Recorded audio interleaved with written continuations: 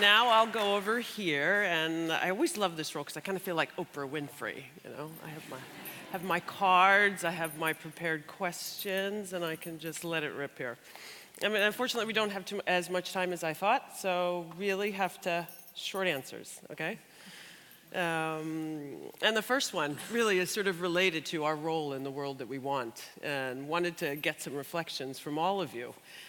What role do you think your company will have in the world we want? You just talked, so we'll go to Axel first.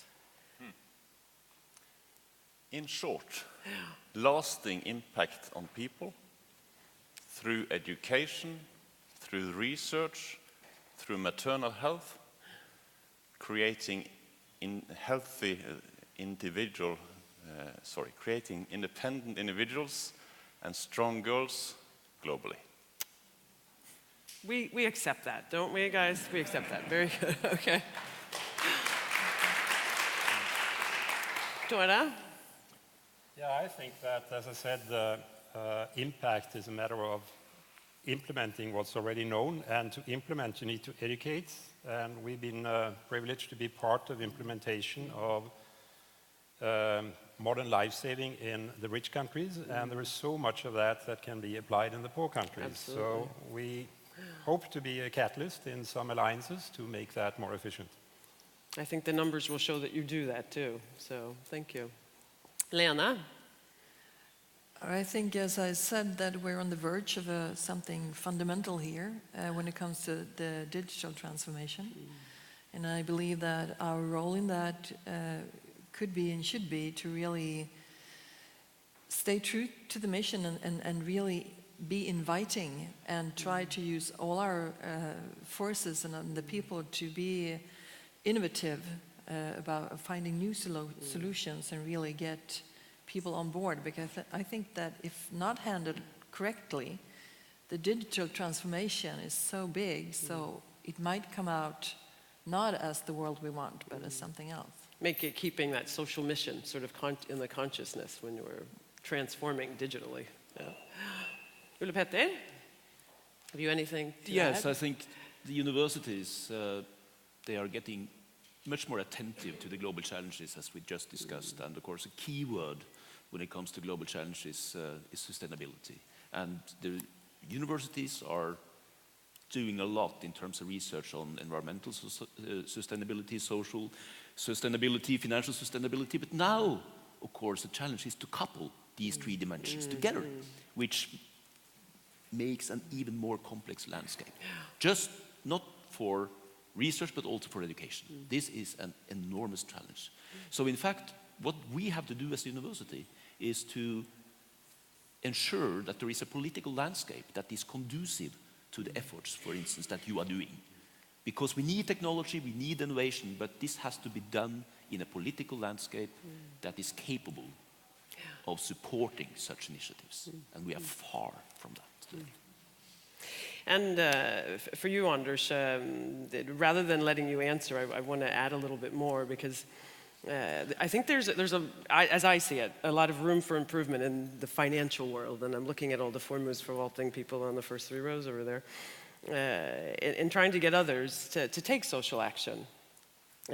So sort of turning the question more to you, that how can we stimulate the guys in Aker Brygge or Tjuvholmen or Stureplan to take on some of these social issues, to be a part of this movement? Yeah? You mean our peers or competitors? Your peers, Yeah. your peers. No, I think clients will start selecting firms, where they share values.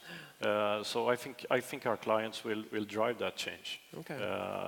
And we already see that happening today. I think also that a lot of our peers and competitors are very similar to us in their values and what they want to achieve. So I'm very positive about that. Okay. One thing, I want to go to the Kavli, because the Kavli Trust, or it's established as a trust or a stiftelse, which means it doesn't own itself, and it's actually quite a difficult organizational form for many, they say. And all of the profits go into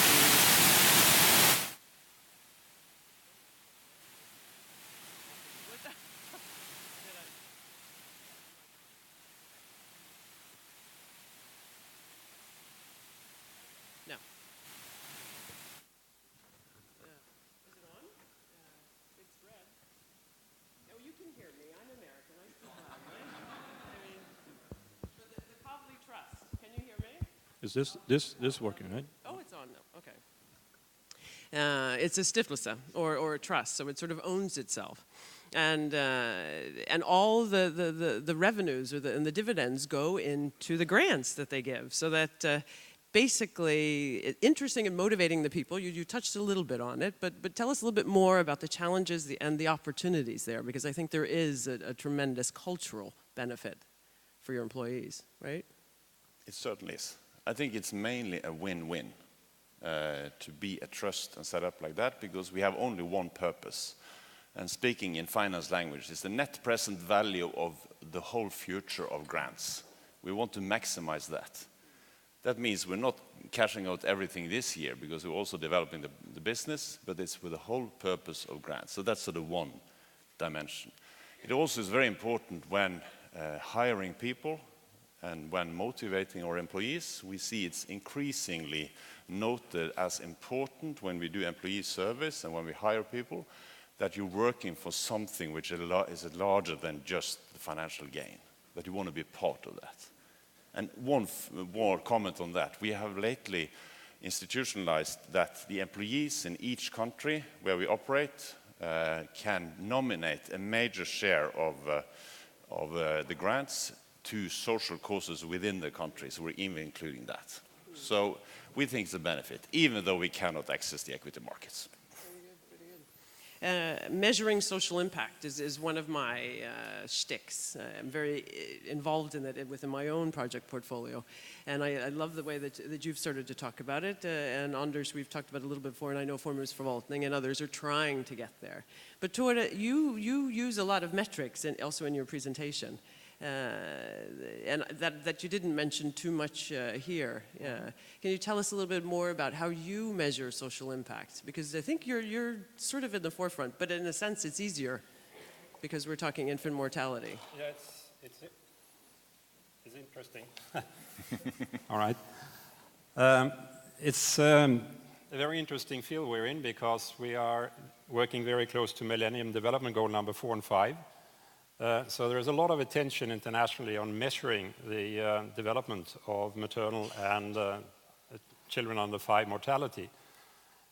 So we can sort of leverage that, and as Ole Petter Oddsen also showed, the child mortality has come down from 12 to 6.7 million by end 11.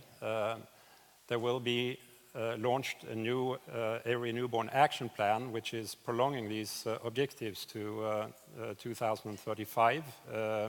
It's being discussed at the World Health Conference in Geneva next week. Also in next week is the launch of a newborn health series in Lancet. So there's a lot of attention on accountability of efforts going into this field, and we feel blessed to be in the midst of where the needs are the greatest and the opportunity the greatest. Okay. I have gotten my little message here, but it is on. Really quickly, everyone's going to have to answer this, okay? Because I want you to give these guys some advice, yeah? What would you say to motivate them to take social action? Got to be short, though. Ole Petter, start from your end. Well, I think the most easy way now is to try to influence the post-2015 agenda, which can be done through the web and everything. I mean, add to the 1.2 million voices that are already there. There you go. Good one. Leanne? I think you should take a look at yourself and say, is this action I'm going to do now, is it good or bad? And I believe that all of us here in Scandinavia especially, and other parts of the world where we spend a lot of money consuming goods, perhaps you should just not, or perhaps you should buy something used instead, because it has a great impact on the environment. Yeah, join the perspectives and capabilities of other people coming to meetings like this. Try to capitalize on competence as much as capital. The combination of the two can achieve much more than either alone. So stay focused, work hard. Short, sweet. Very good. That's it. In a business context, I think to play to whole people's total set of values, not only their monetary ambitions, by making the organization work for a wider purpose and do it for real, show that it works and be concrete. Very good. The money man. No, I would second this. I think the culture of the firm, that's where it has to start. Very good. Let's just give a round of applause to our panelists.